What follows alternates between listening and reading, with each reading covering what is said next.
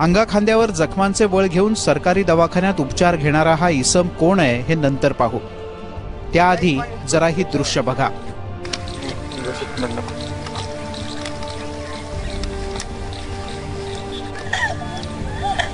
गंगाखेडच्या मन्नात तळ्यातल्या दुर्गंधीयुक्त दूषित पाण्यामुळे मासे तडफडून मरतायत।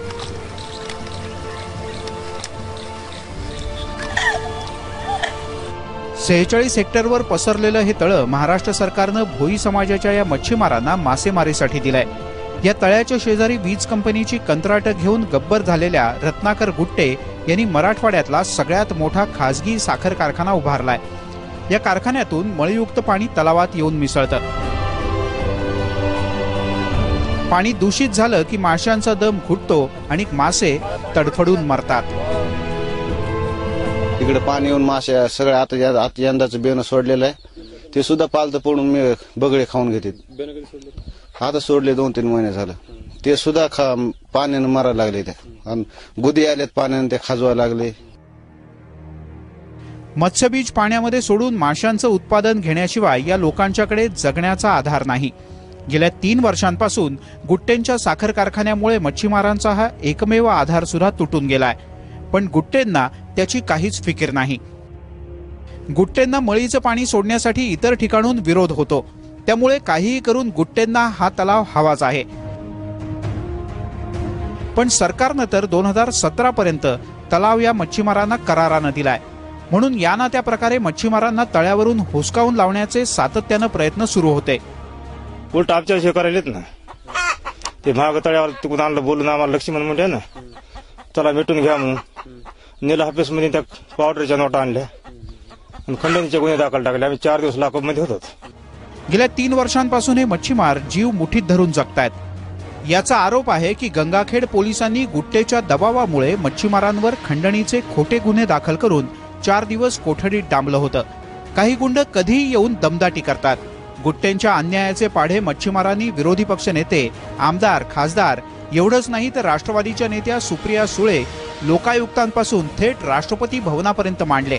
काही सरकारी संस्थांच्या पाहणी अहवालात गुट्टेंचा मुजोरीपणाही उघड झालाय। त्यामुळे चौकशीचा ससेमिरा सुरू होताच गुट्टेंच्या काही माणसांनी संस्थेच्या सचिवाच्या नवऱ्याला पळवून नेऊन बेदम मारहाण केली। सरकारी दवाखान्यात उपचार घेणारा हाच तो इसम। मला मारीत गाडीमध्ये बसवलं, गाडीच्या शीट खाली दाबून लाथा मारू लागले पाठीवर आणि त्या फाशी देतो म्हणून आवळू लागले सर इथं फाशी। मग तिथं फाशी देऊ म्हणले, तुला तिकडं पुढं इथंच काही नाही, आणि मग पुढं गेलो मारतच नेलं सर त्यांनी। कुठं काही असं मला हे ठेवलं नाही।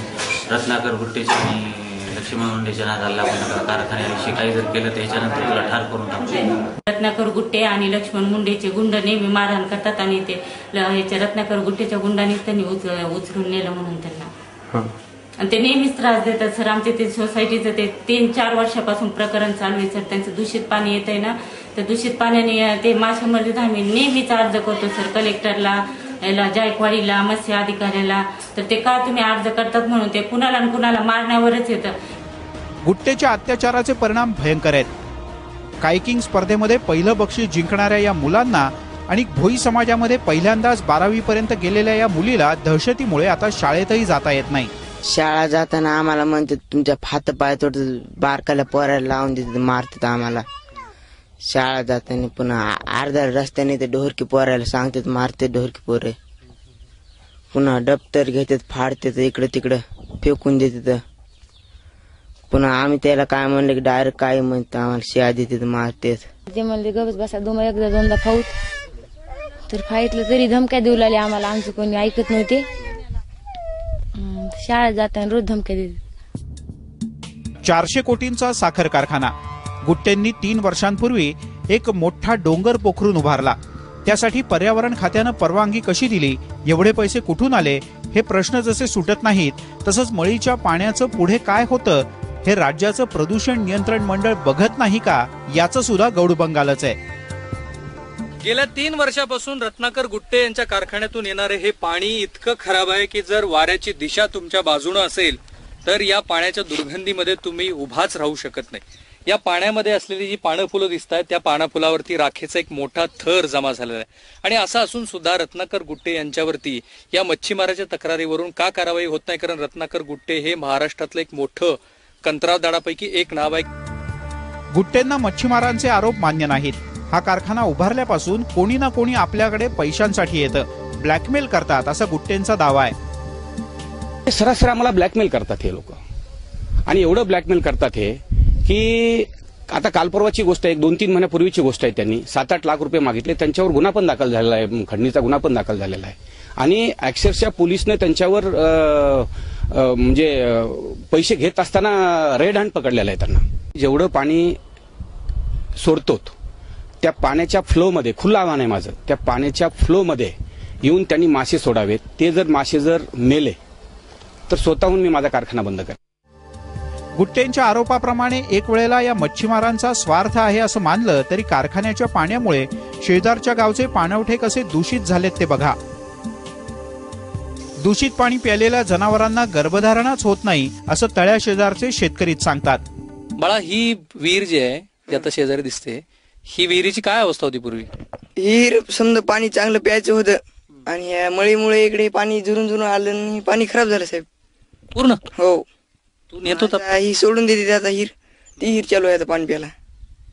कधीपासून झालंय हे मळी सुटली तर ओपन झाली. कधीपासून मळी येते? मळी लय दिवस झाले, 2-3 महिने होत आले तिला. 3 वर्ष होत आले.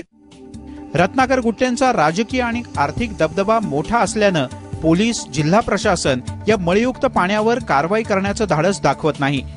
पैसा आणि सत्तेच्या युतीतून तयार झालेली ही मुजोरी आहे. त्यामध्ये दुसलगावचा अशिक्षित समाज भरडला जातोय.